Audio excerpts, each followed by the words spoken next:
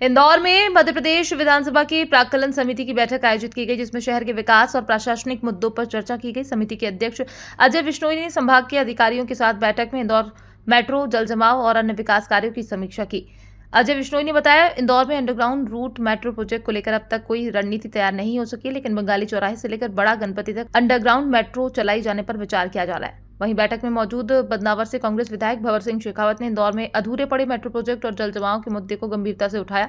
विधायक ने कहा कि राजवाड़ा और गोपाल मंदिर में स्मार्ट सिटी के काम सरकार ने किए हैं, लेकिन पूरे शहर की उपेक्षा की जा रही। समिति ने शहर और ग्रामीण इलाकों में बारिश की वजह से बने हालातों पर गंभीरता से चर्चा की और अधिकारियों को निर्देश जारी किए। नहीं, आज की बैठक में जब लोकल गवर्नमेंट का मामला आया है तो हमने यही कहा कि भाई बार बार राजवाड़ा गोपाल मंदिर कम से कम 25 बार तो आपने इसका रिनोवेशन कर दिया।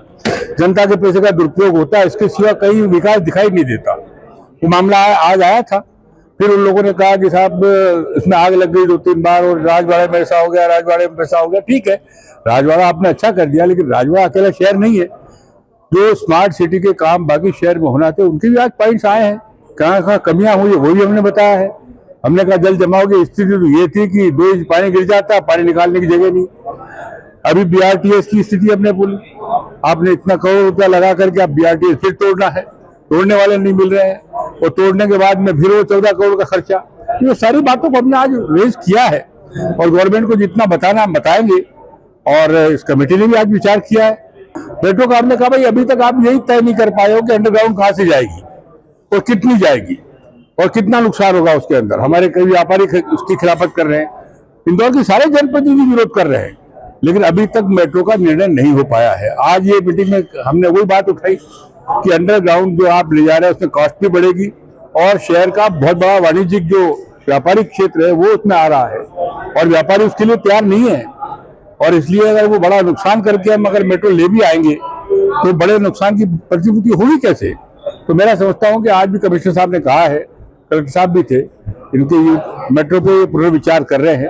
अभी अंडरग्राउंड कहाँ से लेना है, बंगाली चौराहे से लेना है, रेडिसन से लेना है, अभी निर्णय नहीं हो पाया। हाँ, आज आया वो इशू भी हमने कहा कि जल भराव की स्थिति ऐसी है कि 6 किलोमीटर आपने भी मेट्रो बनाई नहीं और पानी भर गया पूरा 3-3 फीट 4-4 फीट ऊपर मेट्रो, नीचे नाउ स्मार्ट सिटी। हाँ नहीं, स्मार्ट सिटी में तो अभी चीफ कमिश्नर साहब ने जो चीफ सेक्रेटरी साहब है उनने कमेंट किया कि सबसे वर्स्ट काम अगर खराब काम हुआ है तो स्मार्ट सिटी में हुआ है। स्मार्ट सिटी में पैसा खर्च हुआ है लेकिन पैसा लगा वो दिख ही नहीं रहा है। बिल्कुल सही समस्या है पार्किंग, क्योंकि वाहन रोज बढ़ते जा रहे हैं और पार्किंग की समस्या पूरे देश भर के हर जगह पर आपको देखने को मिलेगी। और मैं तो देश के अलावा दुनिया के बहुत यूरोपियन देशों में खूब घुमा हूँ, वहाँ पर भी समस्या है। किसी के घर के अंदर गाड़ी पार्क नहीं होती, घर के बाहर ही पार्क होती है। तो पार्किंग की समस्या, वाहन, मैं समझता हूँ कि इंदौर में आज की तारीख में रोज 500 वाहन खरीदे जाते हैं, रजिस्टर्ड होते हैं।